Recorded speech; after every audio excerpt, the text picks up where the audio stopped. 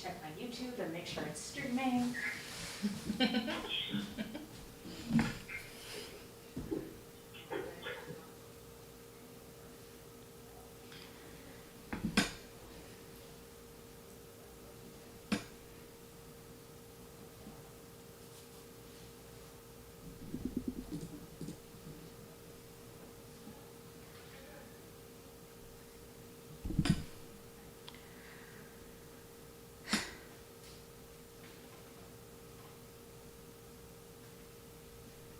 Why isn't it streaming?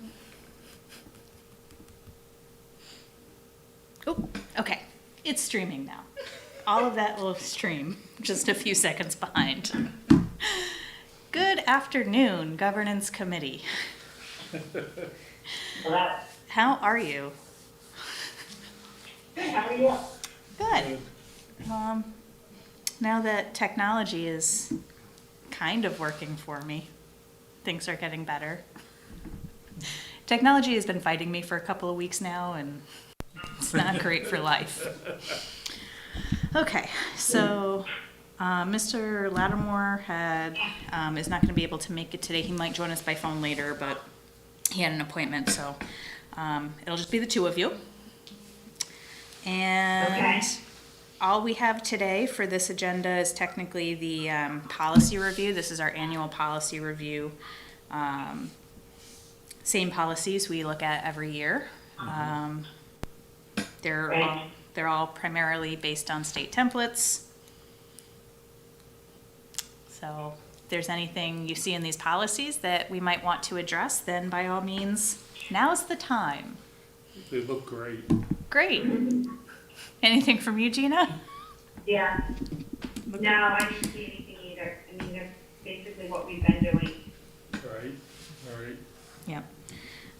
One thing I mentioned this at the regular meeting, but the ADA board is looking at their local labor policy, and tomorrow night they should be having a discussion about it, just a couple of minor amendments. So we'll probably bring that back to this group once they kind of figure out what they want to do, but Yeah, we should probably reflect what they're doing.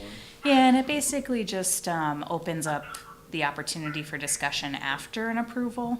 So what we found is that the way the policy is written, it requires you to request a waiver before you get financial assistance approved. And most companies have not done their bid work yet at that point, so they Yeah. just assume that they're not going to meet the policy and ask for a waiver.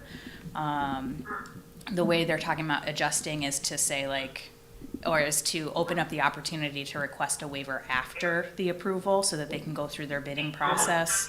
And if they're not able to meet the requirement and if they can show a good faith effort, that the board would then at that point consider a waiver as opposed to doing it up front unless they know up front there's a specific reason, such as like a specialized. Yeah, and some of the stuff, exactly, some of the stuff we've had come before us, it's so specialized, it's gotta be somebody out of town. Right, yeah. So if we know that stuff up front, we can certainly do those waivers up front.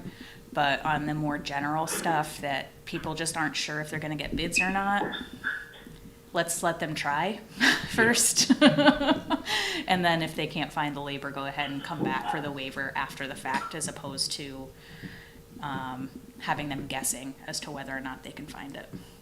Because realistically, very few of the projects hit the labor content. Yeah, we've given waivers to most of the projects. Yeah, So, but a lot of them are asking for those waivers before they've even gone out to bid, which reduces the incentive to actually meet the requirements. yeah, So, yeah. Yeah. so the way No, I that they're think it's- adjusting is to just I think open up that after dialogue. after they meet, then we could reconsider. Yeah, Yeah, yeah, and so it's not a scary thing up front, the same way that it is when you're like, oh, I have to know now who my, because a lot of the times when they put out their bid package, it includes that sales tax exemption. So they don't bid until they have the incentives. And it's like, it's a yeah. spiral, it's a circular issue that's happening. It's just a catch-22. Yeah, Yeah. so they're just, so the default is to just get a waiver. And I kind of like the approach more because I think it's almost, it's tough having a rule that nobody can meet, Mhm. and it just seems odd that, so then everybody gets a waiver, so then why don't you change the rule? Yeah, so we're gonna try this way, and at this point, they're not gonna adjust the percentages at all, and that might be a different conversation for the county, because just of the differences of trying to attract labor to different parts of the county, but, Yeah. they're gonna try this first, and then if they find that they're still getting a lot of waivers, even with the documented good faith efforts, then they'll talk about the percentages. Yeah. But we'll see.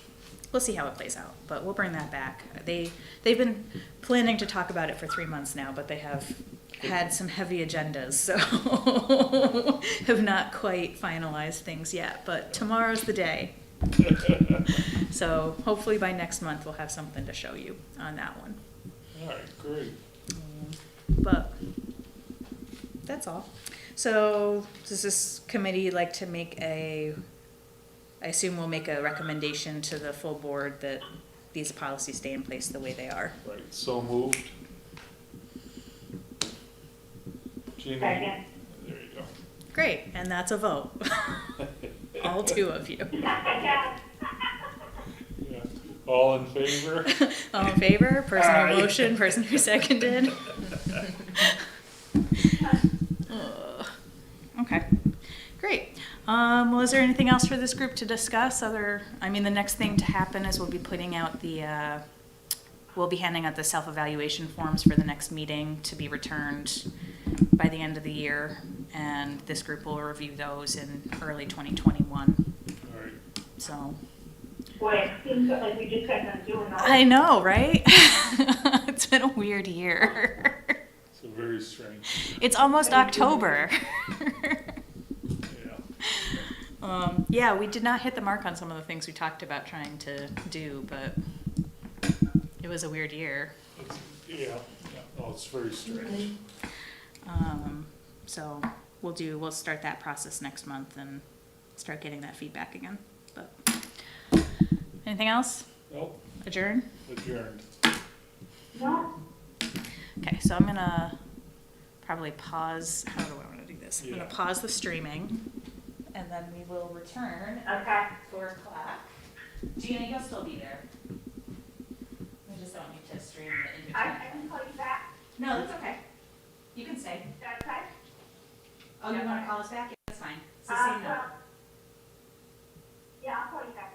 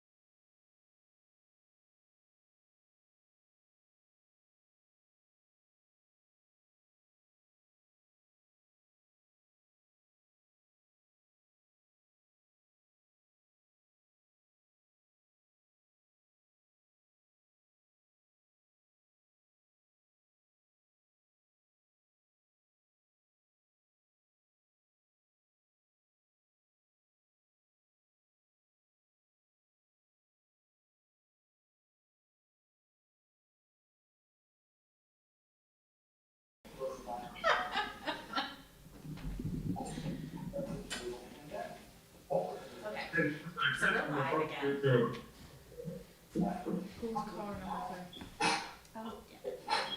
Who else do we have on the phone? Janine Wilson. Ben, Herb Zenner, Yeah, I'm looking for these two callers. and Rick. Who's the one below Rick? That's what I'm trying to find out. Who else do we have on the phone?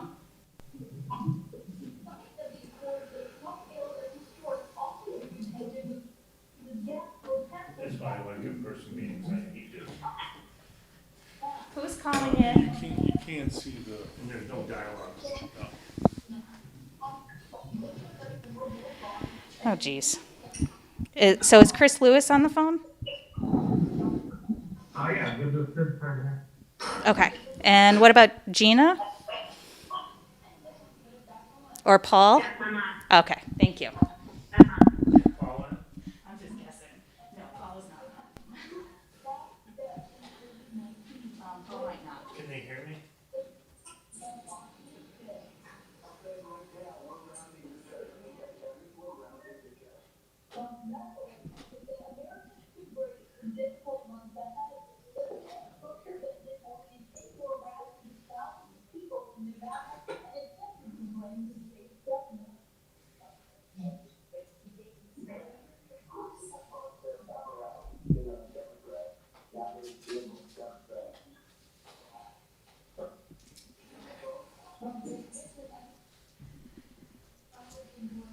Okay.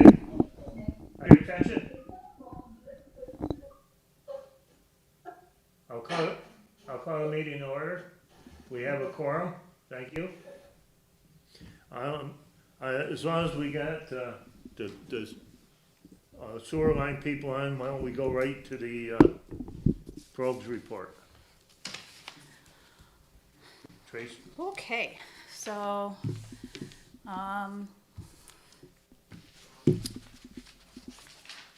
what you have in your packet here, so just as a, quick update, we do have, oh, hold on.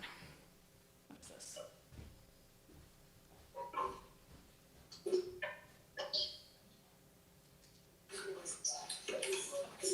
Sorry. Okay, quick update. We did get feedback from DEC. We did have a conversation with them as we discussed last month. There are some updates being made to the engineering report to send back to DEC for additional review. That is hopefully going to be submitted by the end of this week. And as long as DEC, Herb, can you mute yourself? We're hearing like a TV. Say that again? We're getting a lot of background noise. can you mute? Can you mute? Oh, Did that do it? Yes, it's much better, yeah. Thank you. thank you. Okay. So if DEC is able to turn around some decisions on the new engineering report pretty quickly, we're hoping to be able to be on track to do a partial expansion of the sewer line next spring, which is when CMI needs it. The plan right now is DEC is much more comfortable with a phased approach. They seem relatively comfortable as long as the numbers come back the way that we're anticipating in doing the Eagle Drive portion. So remember, we were talking about 2 phases to this project. There's that Eagle Drive line that's just too small, and that's the initial pinch point for CMI. And then there's the force main, which would have a substantial increase in the capacity. DEC is recommending that we go back to that phased approach because it will be easier to approve that Eagle Drive portion of the line, given that the capacity is already on that gravity line to support that expansion for the most part. So they're gonna review that, and then it seems like there's just some additional testing they want done to confirm the capacities for the much larger force main expansion. So right now, the most logical path forward is to take the phased approach, which will give us time to get them comfortable with the force main piece of it, but CMI clearly needs at least this Eagle Drive line to be expanded with their expansion that they're doing now. So the plan right now is to try to get that through DEC and get that moving and get that done early next year or as soon as possible. And then kind of move forward on trying to get the force main done. And that seems like that's the only way to kind of move things forward at this point in a timely manner and get them the capacity they need. So that's where we are right now on the approval from DEC. The other piece of this is that once we kind of have that approval, we're gonna need to move into final engineering so that we can continue to move that project forward. So I had Chris put together a proposal to do the final engineering, and this includes pretty much through the end of the project, but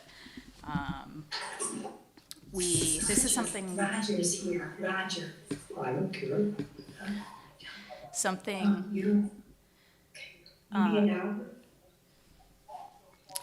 so this engineering is something we don't necessarily need to bid out, and Probst is familiar with this project, so I asked them to include, or to provide a proposal. If the board feels more comfortable doing a bid, we can do that. It's just gonna take some time to get that together and to get responses back. But Chris Lewis from Probst is here to discuss the proposal and where we are with the project, if there are any questions.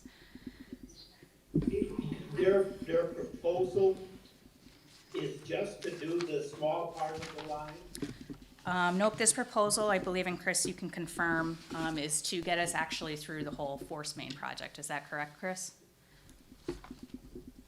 Yeah. So I'm driving, so you guys can hear me all right.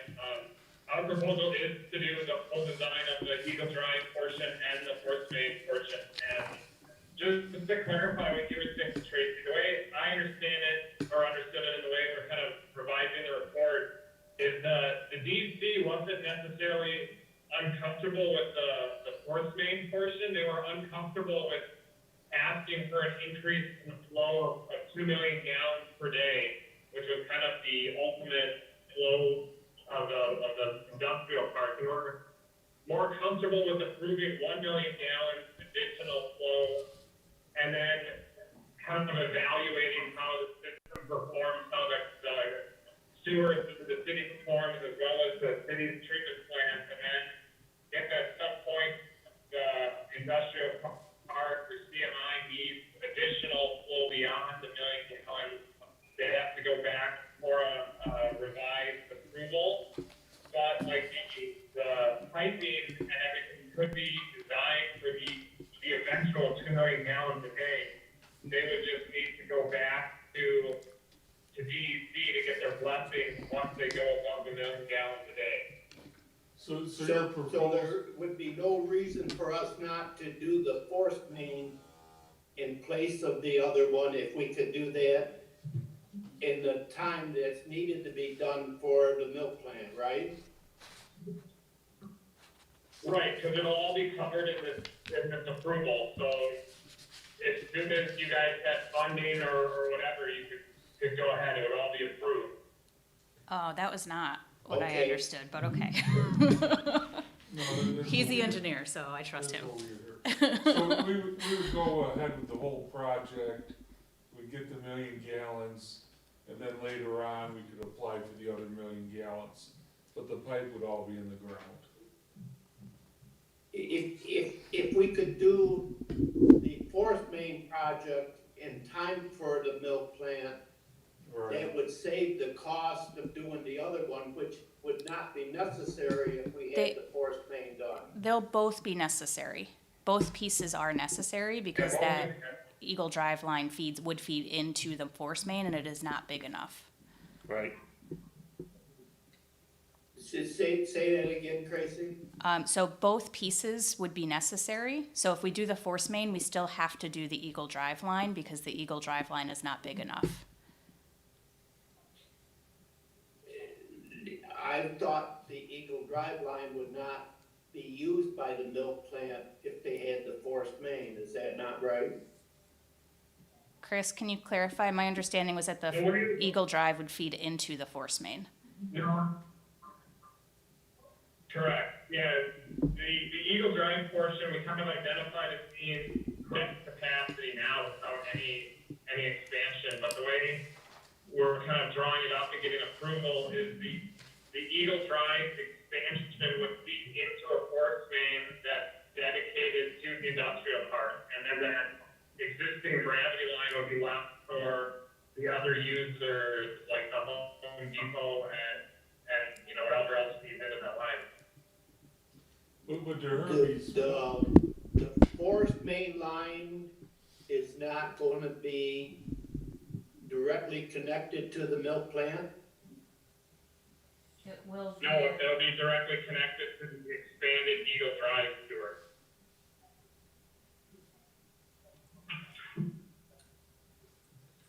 but Because by there, expanding Eagle Drive, our thought was you clear the milk plant, they'll have to expand their line out to Eagle Drive, but you also facilitate, you know, expansion of Grover or other users, you know, in the industrial park if they were to come up at some point in time.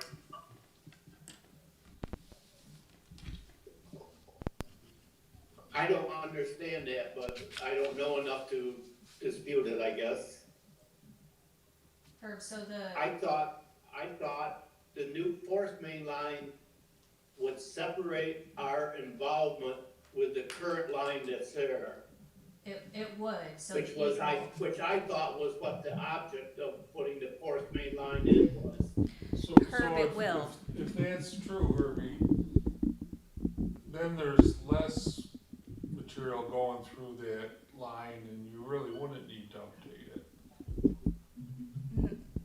Is that No, your so, point? so it will separate, both of these pieces are necessary to separate us from the existing gravity line. So right now, the Eagle Drive line services industrial park tenants and dumps into the gravity line. What would happen is we need to expand that line, the Eagle Drive line, to service the industrial park, but instead of dumping into the gravity line, it would dump into the new force main. But if you're taking that whole milk plant off that Eagle Drive We're line, not taking it off. They would still go into the Eagle Drive line, and then the Eagle Drive line, which does not service any of the other customers other than industrial park customers, would go to the force main. No one's coming Would off of that the Eagle Drive separate- line. Would that separate us and the milk plant from the town of Aurelius by doing it that way? Yes. Because nobody except for the industrial park tenants would be served by that Eagle Drive line. So the Eagle Drive line that we're talking about increasing the flow in would end up being our line or the water and sewer thing line rather than Aurelius's. I don't wanna continue Yeah. being in a position that we have found ourselves in between the milk and Aurelius. Right, Yeah. and Chris, Right. can you confirm that that would create a closed or a closed system for us?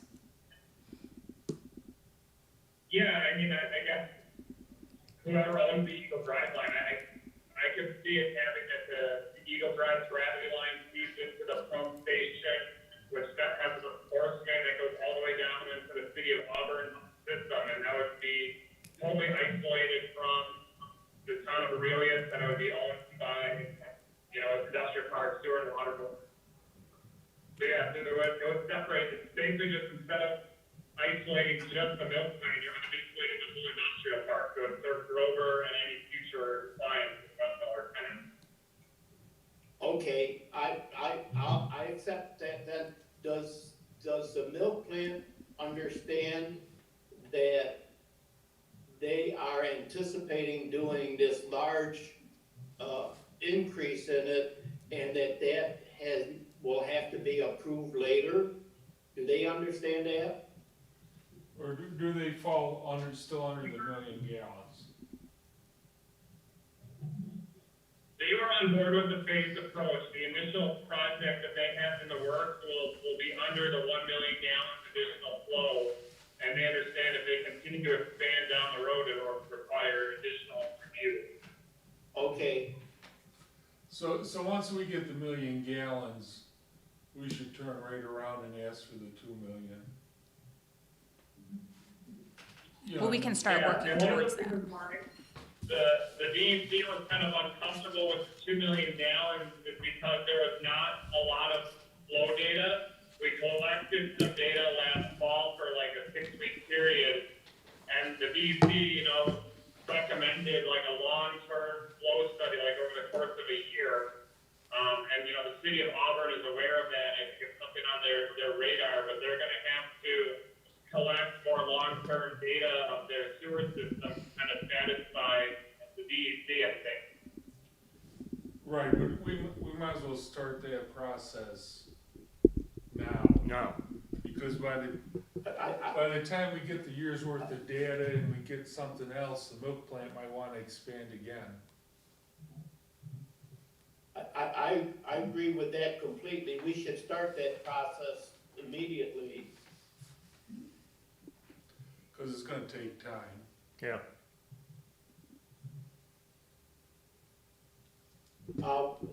Tracy, today you want approval to agree to this contract with the engineering firm? So if you are comfortable doing that, then that is yes. If you would prefer to bid, we can do that, but I figured we'd start here for the sake of time.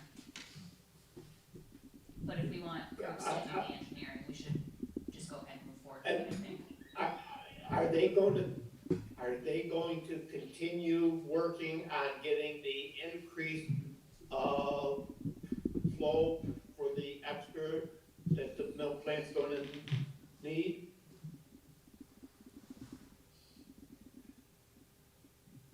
Chris? Sorry, I didn't hear that very well. Could you repeat the question? Are you gonna continue working on getting the increased flow for the milk plant? As far as like the DEC approval or working Yeah. directly with the group? The DEC approval is what I'm talking about. Yeah, so the way it works, and this is a final engineering proposal we sent to Tracy. This right now, we're just in the preliminary stage. It's basically like, conceptual design and kind of verification of the flows. Once we get that approval, you still need to get final approval, and that involves, preparing like the detailed level design, basically a set of drawings and a bid package that a contractor can build the system off of. So, that's the next step is to get that prepared, get the DEC to approve it, and then, get a contractor to bid on it. Okay, So that is section 2.5 of the proposal. what's that? That is section 2.5 I of the didn't proposal. fully understand your proposal. Are you proposing working through contract stage of, are you gonna? Yeah. You're gonna supervise that also? So our proposal is take it from where we are now, to get a topographic survey of the route. We got some quotes from the local surveyors, because obviously getting like a detailed coastal survey is important for construction level drawings. And our scope is to take that topo survey, put together the detailed drawings and specification package, submit that to the DEC, get their approval, and then send it out to bid, work through the bid package, and once we get bids back from contractors, that would complete the scope. And my thought is if we do additional services related to, construction support, that would be a future scope. Okay, I would move that we approve this proposal with that group.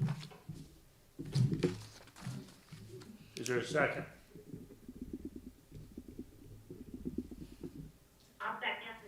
Thank you. Do we have any further discussion?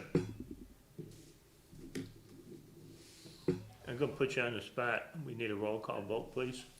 Oh, I'll do it. Mr. Lockwood, Yes. Mr. Marshall, Yes? Mr. Reinflesh, Yes. Mr. Lattimore is absent. Mr. Vitale, Yes. Mr. Latinishin is also excused. Ms. Spino. Yeah. Thank you. Motion is approved, thank you. Do we have any further questions for the company before we go move on? How are we on a timeline?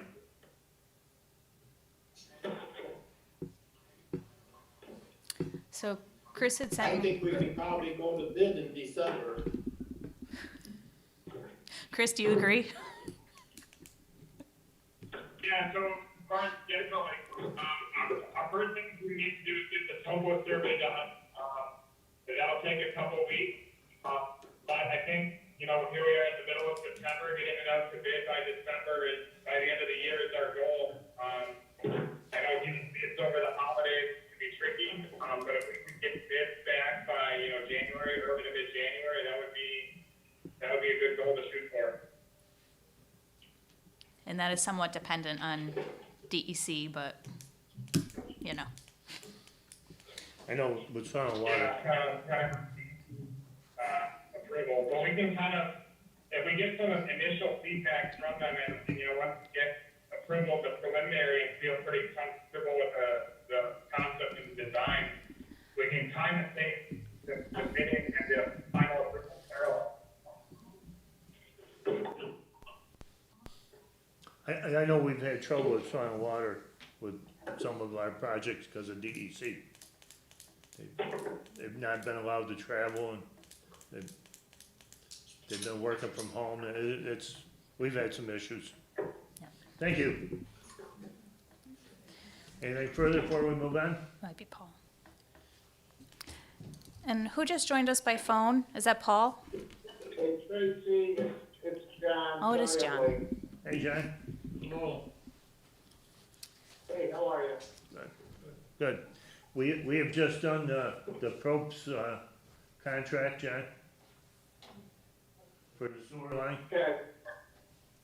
Okay, we'll go back and we'll start the meeting with the reading and the approval of the minutes of the previous meeting. so moved. Is there a second? I'll second it. Thank you. Is that all you guys need from me? Yeah, I think we're all set, Chris. Thank you, Chris. Thank you. Bye. Good time, I'm about to enter construction zone, so I'll appreciate it and I look forward to keep working with you guys. Thank you, we do too, look forward to it. Is there any additions or corrections on the minutes? If not, all in favor? Aye. Any opposed? Thank you. Carried. Bills, communications. So we do have the one monthly NICEAG bill, which is included in the packet. That was for, I don't know, $92.24, which was paid online per usual. And that is it. Is I'll there move we approve the bills. Second. motion made and seconded? Is there any questions on the bills? Lacking any, all in favor? Aye. Aye. Any opposed? Carried, thank you. Report of the treasurer. I'm also gonna do this month to let Taylor figure things out a little bit. She's gonna take it in and she'll be doing this next month. Right, Taylor? Right. Oh, by the way, this is Taylor. Hi.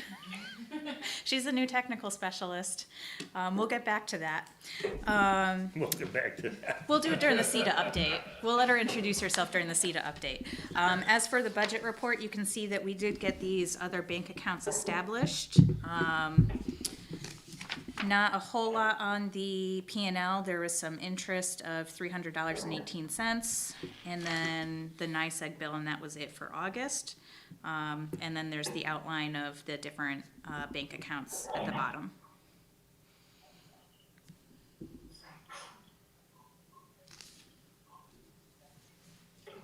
That it? That's it. Okay. Is there a motion to approve the treasurer's report? So moved. Do we have a second?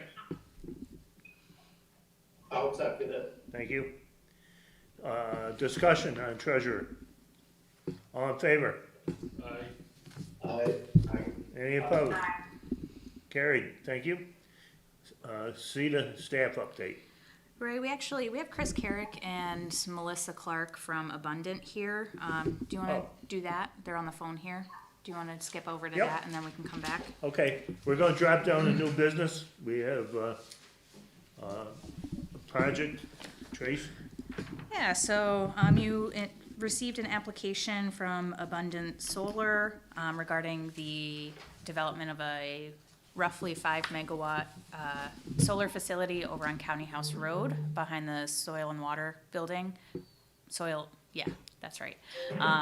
And that would be a combination of uses, but, I don't know if Melissa or Chris, you wanna kinda introduce the project a little bit and tell the board what you're planning? Sure thing. Thanks so much for making time for us today. Chris, at the Central New York Regional Planning Board and Abundant Solar has been working on a portfolio of municipal sites for over 2 years now. And the County House Road site, was one of the first sites that we worked through, the permitting process at the town of Senate. We have run into a couple of delays in this project, but we're happy to say that at this juncture, we have complete approval from the county. We have signed lease and PPA documents. We also have complete permitting from the town of Senate, and we're on the cusp of being able to move into final construction, drawing, engineering execution. This site will generate a little over 4 megawatts AC of power. And that will represent a significant benefit to both the county as a subscriber or off-taker, as well as to the local residents within the utility load zone. So what we've currently modeled and presented to the county is that they'll experience approximately $43,000 in electrical power savings in their first year as a 20% off-taker of the power. And the remainder of the power will be sold to local residents within the utility load zone, small residential or small business. And in the first year, they would experience about $58,000 in cost savings. The total savings between the county and the residential subscribers over the 30 years array's planned life would be in excess of $6 million. So it's a pretty significant opportunity. It's also a significant infusion of green power into the pre-existing grid. And there'll also be a significant investment in improving the feeder and substation capabilities of the utility as part of the construction of the project.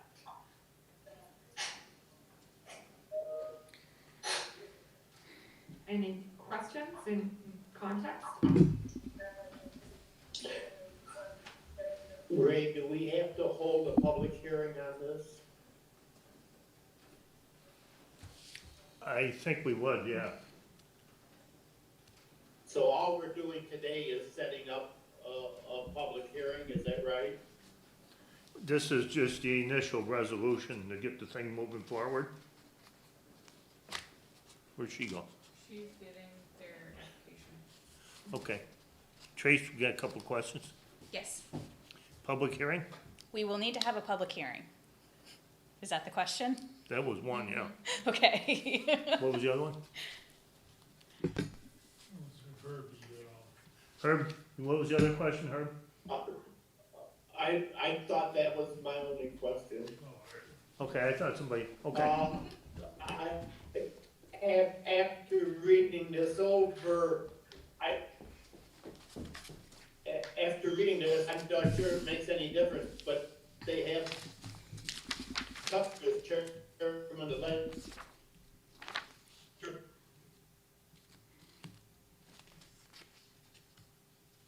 What the current chairman,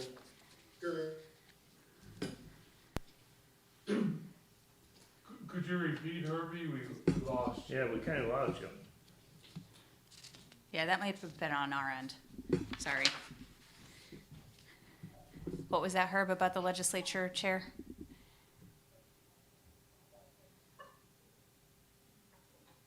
You have Tucker Whitman as chairman, and he's not the current chairman. Oh, language. All right. Oh, is that on the resolution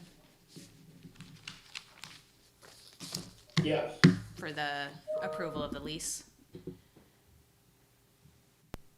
So this might have all started back when he was chair. They've been working on this for a Sure. while. Sure. Yeah, Well, we can clean that up. So like at the time of the resolution, I'm guessing he was chair at the time that this resolution was passed. Is that correct?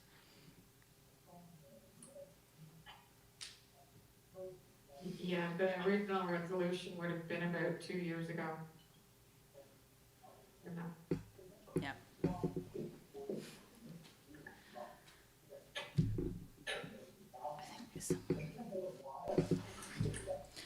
So the other piece of this that I wanted to cover was the pilot schedule.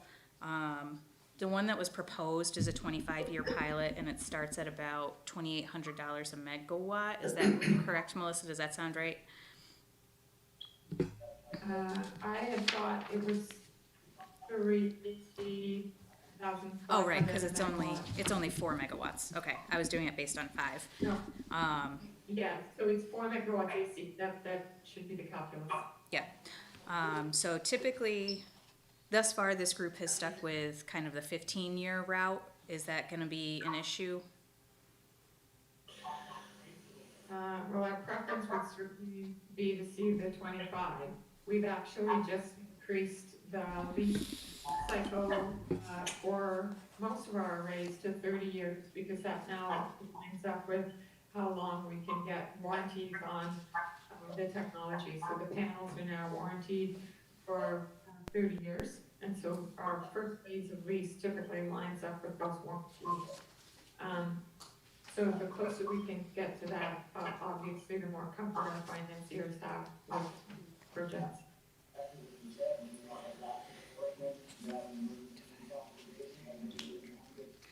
The one we did in Ledyard, how long was that for? Tracy? That was 15. We haven't done anything over 15, have we? So we've only done the one so far. Yeah.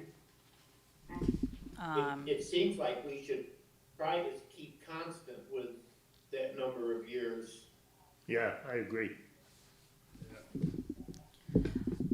And then, so the Ledyard one, was obviously much bigger in scope. That was a 20 megawatt versus this 4 megawatt. So I think we also need to have a conversation about what we want to do on a per megawatt basis for these smaller projects that are 1 to 5 megawatts, because we also have another one that's calling and asking questions. So, it seems like there's this, there's kind of this 1 to 5 group, and then this larger group that falls more in the 20 range, and then the big ones, but we'll get back to them. So they have proposed in this pilot schedule 3,500 per megawatt. The one in Ledyard for the 20 was 4,000 per megawatt. So I just wanted to have that conversation with this group about how you want to handle these smaller 1 to 4 or 1 to 5 megawatt projects, since we might see a few of them coming through soon. Because I imagine we'll want to be consistent with those as well. Well, I think we also, before talked about looking and seeing what the other, ideas are doing. 25 years seems like a really long time. So if I may, we've just completed 2 other pilots with Onondaga. One for 1 megawatt at 3,500 per megawatt, and one for just under 3 megawatts at 3,500 per megawatt. And they were both for 25. So there's the 2 components here. There's the time frame, and then there's the per megawatt charge. Chris, are you seeing that 3,500 is pretty standard in the region for this size? We are, as Melissa just described, we've gone through the process on the Cayuga County IDA project, Minneapolis and Elbridge, and rate. And we've done our own independent analysis, looking at my sort of calculator tool that we published and comparing that to a more traditional real estate evaluation method. And we're comfortable with that rate. It's solidly in the middle of the recommended rate that the CERTA has published. And we feel for projects of this particular.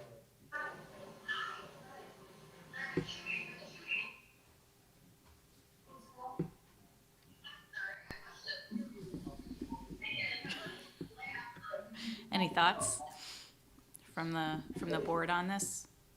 So Ledger was 4 and they want 35. Yeah, so the project in Ledyard was 20 megawatts, so it was quite a bit bigger. And we did for them the 4,000 per megawatt for 15 years.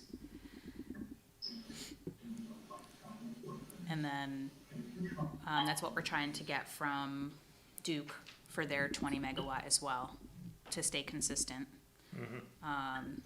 So I don't think it's unreasonable to have have a space for the 1 to 5 range and then the 5 to 20 range. You know, I don't think it's unreasonable to treat those differently.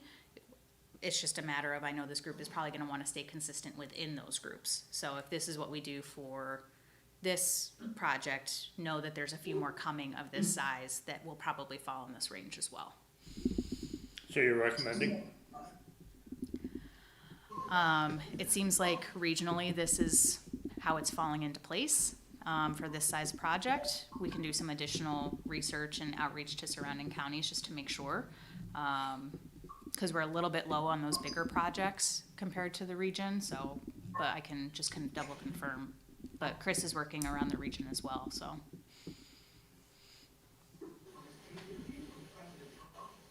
Is there any reason why the smaller projects should be for a longer number of years? No. No, I think the 15 years is good. Without getting into too much detail, I will say that the larger projects have a different economic structure.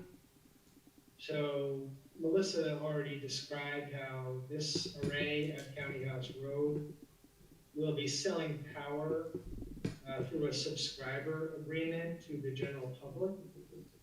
And the larger projects tend to sell into the wholesale power markets. And they tend to have longer term contracts. Yeah, and I think that So also. there's a little Yeah. on the revenue side for those larger projects, Yeah, I think the as opposed to community. these projects that have greater market risk, because they have to actually go into the retail market and sell the electricity in order to make the money to pay back the financing. Yeah, I think the community. The thing I just mentioned is what Melissa alluded to, which is that the market is evolving pretty rapidly, in the sense that the equipment does come with longer warranty than it did even just a year ago. And so the financiers really like to line up, you know, the cost structure of these projects with the performance of these equipment whenever possible, to the greatest degree. Yeah, So and those two reasons, I would say the longer term for these smaller projects. yeah, and I would agree that the community benefit offsets the 4,000, right? And that's part of the conversation we had up front, was that projects that are selling direct to customers as opposed to into some sort of a wholesale market might have a different structure for this, so I think that can be taken into account here. I'd be more comfortable with the justification being that there's a bigger community benefit than necessarily the size. So you say, looking at projects that are doing the direct to consumer sales at the 3,500, and then the ones that have the Yeah, if the county's gonna get this $6 million and the local community members are gonna get a benefit, then there's a justification, but size in and of itself, it just seems more comfortable. I agree with Andy. I think the justification is the savings of electricity used by the people who are gonna get it, rather than the size of the project. I could see where we could make a exception for that, but I don't see any reason to make an exception just because the project is smaller. Okay, so it sounds like we're comfortable with. I agree with her. The reality is, we're probably gonna be seeing several more of these, would be my guess. So, Yeah. we wanna have some kind of at least a, Well, the consistency Yeah. is important, yeah, because, you know, you don't want somebody coming back. you don't want and saying, backlash. You know, why did they get Yeah. a sweetheart deal? Yep. Yep,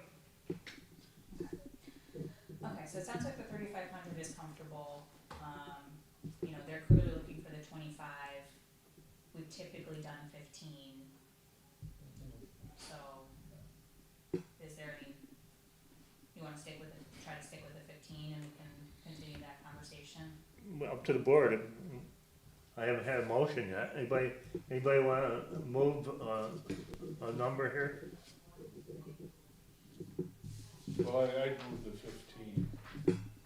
Okay. Your motion would be for a 15-year pilot for this abundant energy, And the 35 okay? kilowatt. Would there be a second to that then? I'll second it. Thank you.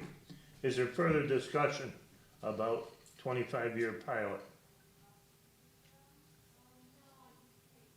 All in favor?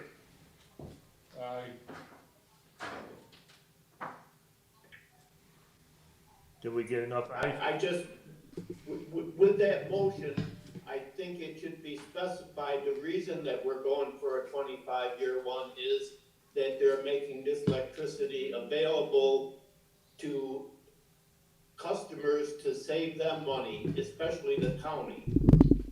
Well, Right, absolutely, well, I thought your motion was for 15, or years. was it 25? Cause, Yeah, we motion for 15. yeah, the motion was for 15 years for, Oh, I'm sorry, okay, But at the lower price. yes. Okay, let's have a roll call vote now. do, Let's so get do this, you want to wrap the initial resolution into this too? Into this motion? Okay, so, Yeah, motion we would for take the amendment. initial resolution, 15 years, 3,500, Right. okay. And you made that motion. Herb seconded it. Second. Did Herb second it? Yes, he did. Okay. So we'll do another roll call. When you're running it, Oh, yeah. yeah, don't Yeah. drag these things out. Well, it was, anyway, okay, so we'll say that Herb seconded that. Mr. Lockwood, Yes, Mr. Marshall, Yes, Mr. Reinflesh, Yes, Mr. Lattimore is excused, Mr. Vitale, I'm going to abstain because I don't think oh, yeah, any of us have enough information at the time to make this decision. I think there's a lot of confusion here yet. well, so this is just the And, initial, Ben, this is just to set the public hearing, it's not to approve any benefits. All right, and I'll go yes. I mean, if you need additional information for that, we can continue the conversation, but, or let me know what additional information you need so we can have it for the public hearing. Well, my issue is we're talking about 25, 15. Some people are using 25 when we're supposed to be 15, and I just think there's a lot of confusion going on here. And what are the effects of changing it from 25 to 15? Oh, but if it's just to go to a public hearing, I'm a yes.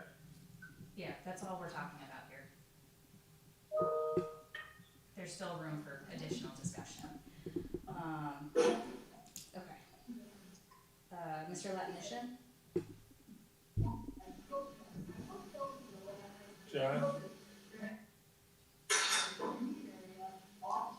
Mr. Latinician? I guess is excused.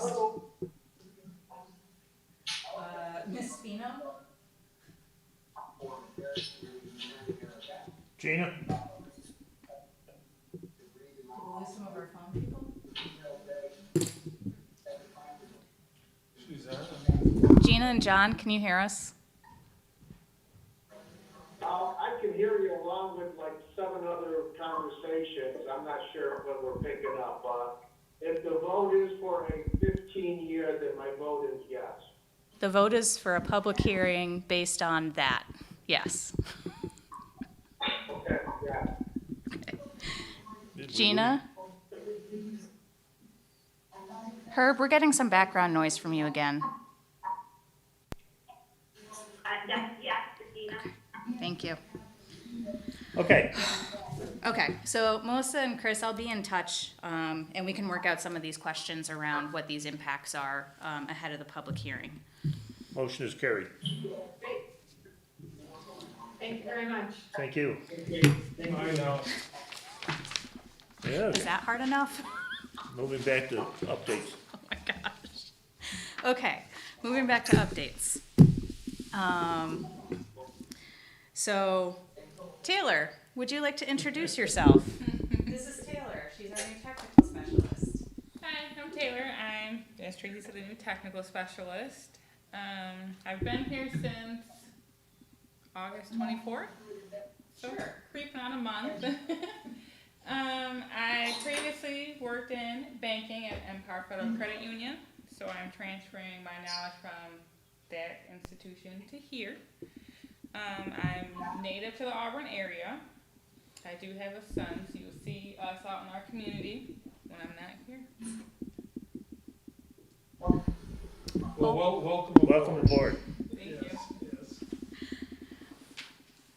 On other news, I got some outreach. I got some outreach from Cayuga Milk Ingredients. In addition to doing their expansion now, they're planning their next expansion. And they are again interested in some additional land. I do not have specific plans from them yet, but they wanted to just put it out on the radar that they are very interested in a good number of the remaining parcels in the park. Pretty much everything south and west of them. That would leave 2 parcels, the one north of Grober and the one south of Grober. They are really just doing exploration right now. They're in the early stages, but it could be within the next 12 to 18 months that they're ready to move forward with the next phase of their expansion. And for that phase, it sounds like they would need a substantial amount of additional land. So we're putting it out there. It doesn't sound like they're ready to do any like right of first refusal or contracts or anything like that, but I did provide them with the going rate that we have for land out at the industrial park based on the appraisal we have from 2011. And they're taking all of that into account, but they want this body to be aware that that is very much on their radar right now and could be coming very soon. How many acres would that be? I do not know off the top of my Approximately. head. Maybe 50-ish. Oh, Because I think there's 70 still available, and then there's probably 16 that are in those other 2 parcels. I think they're about 8 to 10 each, so I would think about 50. But don't hold me to that. I'd have to look at it. No, that's fine. I'd have to look at it. I did Nope. not do the adding. Just but- approximately, yeah. but most of the rest of the park, really. Hmm. So, I'm just putting that out there to the group. I assume we want to stick with the same asking price that we always have. That is the Well, they got a assumption I'm moving sweetheart deal forward when on. we did that. They did get a few extra acres Yep, in that deal. Yep. So I'm just putting it on the radar, and I imagine they'll be coming back to have some additional conversations about it, but they did want the group to be aware of their interest. So, What's the appraised value now? 25. 25? 20? Is it 25? 25, wasn't it, Herb? I think so. I'll have to look back, cause I think when I read the appraisal, it was 20, but I'll look again. I'll make sure. Well, that's 2011. Yeah, Yeah, So, I mean, it should be a little different now. okay. but for that amount of land, we could negotiate. Right, right. The whole point is to create jobs. No, that's a hell of an addition. Yeah, and I did tell them that, you know, part of that conversation would have to be how much of the land are they actually going to use and on what timeline. The same conversation as when they built it originally. So if they're actually going to use all that land, you know, that's great. Happy to have that conversation, but that, you know, the goal is not necessarily to have Just like, undeveloped land. Yeah. You know, they'll need they obviously need land for like lot coverage ratios and stuff like that, but, you know, I did let them know that would have to be part of the conversation, that, you know, they were going to need all that land and on what timeline, you know, is that coming Do 12 have to to 18 months understand or the 10 farmer years? mentality. Yes, I know, that's what I'm trying to get ahead of by telling them that. More land is always better. And they did also ask about that piece of land to the north of them, that we had talked about last year with D'Alberto. D'Alberto. So I just gave them the information about how that conversation went as well. Yeah, a lot of that's not the best use. Yeah, a lot of land. it's not developable, so, I pretty much pointed to the minutes of the meeting, where we discussed it, so, so just putting that on the table, I think there's gonna be a discussion on that coming sooner rather than later, and, but I don't have a lot of detail on what their actual plans are yet. Yeah, imagine when Kelly gets caught up, he'll stop over. I'm sure he will. I'm sure you'll know before I do. So otherwise, Him and John and Kelly, we, so we were talking at the governance committee earlier about Ada's local labor policy. Hopefully they'll be addressing that tomorrow night at their meeting, so I'll let you know next month how that plays out. We've talked about this a couple times. But the other thing that is moving forward right now is the place-based branding initiative that they RFP'd for. We did interviews with 3 firms, and we'll hopefully be selecting a firm at tomorrow night's meeting. This is specifically for the city of Auburn, but it will obviously encompass some of the assets of the county, just because Auburn doesn't exist in a vacuum. There are plenty of assets in the county that the city benefits from attraction standpoint, so it will have some countywide, you know, value, but, you know, the goal would be to someday also expand this effort to the full county and have a countywide initiative. So that's something that we just wanted to bring up again and, you know, answer any questions that you might have about this effort and what it's intended to do or how it plays out, because I think it'll be an ongoing conversation for business attraction. So, Ray, I know you wanted me to bring this back up. What would you like to talk about? but a part of the conversation from some of the legislature, as I understand it, wanted to know if the CCIDA was gonna be putting any money into this initiative. And I had no answer for that. Yeah, so just. I don't think our appetite leans in that direction unless somebody has a better idea. Yeah. And so what I said is probably not yet, but, you know, perhaps someday if showing outcomes, there might be an interest, you know, it's a conversation to be had. But my feeling to this point is that this body is a little more interested in things like land. So. Yeah, I think it's a great initiative. I don't know if it plays into our mission. You know, it might be a great thing for the Chamber of Commerce. Yeah. Well, I mean, so this is legitimately business attraction focused, which is how we fill these business parks, and you know, bring businesses into the community. This is really the cutting edge of what is happening in economic development from a business attraction standpoint. So it's really not, actually, the chamber has nothing to do with it at this point. It's, at this point, the major player is ADA, is the Auburn IDA. They, you know, and it's, I'm not saying that this body has to be interested in this effort, but it is very much a business attraction effort more than anything else. That's the primary focus. So it does have a talent attraction component as well, but that's secondary to the business attraction. Sounds like the conversation we just had, we might wanna be thinking about looking for more parcels. I was thinking that too. Yeah, I don't know what we you're gonna wanna run out of do land. with, Lloyd O'Hara always said you can't sell out of an empty basket. Yeah. Yeah, I mean, I can follow up with the neighboring property folks and see where they're at. Last we talked to them, they had that solar thing on the table that didn't make a lot of sense for us, but we can reach back out and see where they're at to see if anything's changed. It's been a while. We can also try to reach back out to regarding the Estelle properties and seeing where they're at too. So, Yeah, Maureen was spearheading that. yeah. Right. So, but we can reach back out and get in touch. Okay. Yeah. Maybe I'll bring up the barriers. Oh yeah, the barriers. So Kim Taggarty, here in our office has been working on getting those barriers. It sounded like they had a couple misprints, so we will hopefully be able to get them in the next couple of weeks. We're coordinating with Doug at Soil and Water for the delivery and the placement of them. Because the firm that we're using doesn't place them. They just bring them on trucks and you have to take them off yourself, which is not something I am capable of. I'm not strong enough for that. So we're gonna coordinate with Doug at Soil and Water, run the delivery, but we should have those out there in the next week or two. And then we can start working on cleanup in the gate.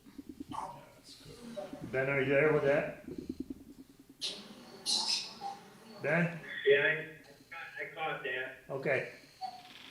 There's a lot of static and a lot of feedback, so it's really hard to Yeah. catch everything, but I caught that. Yeah. I'm really hoping we get back to meeting in person sooner than later. Yeah. So as of right now, on that note, as of right now, the executive order is now through October 4th. So we're back in the same boat where we don't know what's happening next month. And as of right now, Soil and Water is not opening their conference room to outside groups. So we'll still have to look at other options. But, you know, since we have to do a public hearing next month anyway, probably what we'll do is try to find a space for that and have the meeting there as well, to the extent that people are comfortable, and then we can stream as, if we're allowed to. Yeah. We can stream. I think it's about time we open the building back up out there. Well, you get on Doug about it. I will. Okay. I don't know what the hesitation is. He keeps saying the county's building's not open. It's not. It's not? Why? Their meetings still aren't open to the public. Really? They're online, they're streamed, but they're still not, It's a dumb way to do a meeting.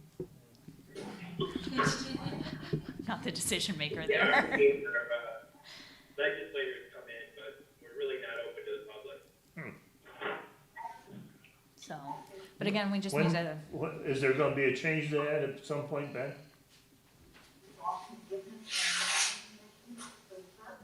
I don't know what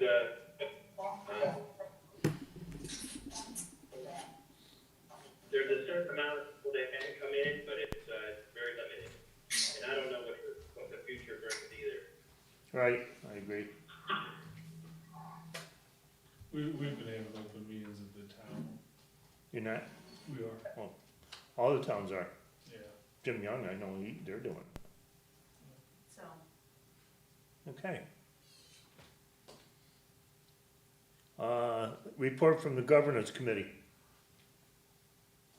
We approved the policies after a long debate. And then we just said, like, you know, we should probably follow the outcome of the contract. Yeah.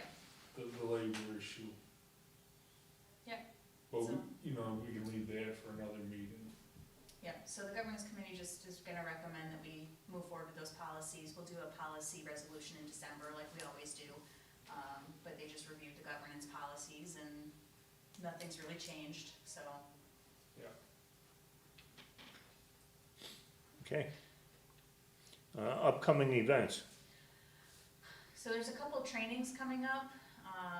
We've got, if you are not getting your sexual harassment training via your employer, we have a training coming up through the Finger Lakes Grievance Information Center for board members, nonprofit board members. So that's an option as well. If you are getting trained through your employer, please send me a certificate or some sort of confirmation that you've gotten it. I have yours. So that we can keep that on file in case anybody checks at some point. And then we also have one about managing change, and we have we're gonna do a couple of webinars with the Office of General Services about state procurement processes, so that our local businesses can get some training on how to get into the systems that the state uses for procurement, and what the pitfalls and challenges of that are. Cash flow is often tight in these types of deals, and, it might take a while to get paid, and, so we've seen businesses, not be successful in this, so we wanna make sure that they understand what is required, to be successful with government procurement, and, be set up for success when they start doing that. So it's gonna be a 2 webinar series on October 6th and 8th, and, registration for that should go out this week. We should start opening registration for that this week, so keep an eye on that if you're interested, or you know any businesses that might be interested. So that should be fun. I'm excited about it. Office of General Services, they're super exciting people. We hope. All right. So that's coming up as well. Anything else? I think that's it. Is there a need for an executive session, Rick? Okay. Is there a motion to adjourn? So moved? Is there a second?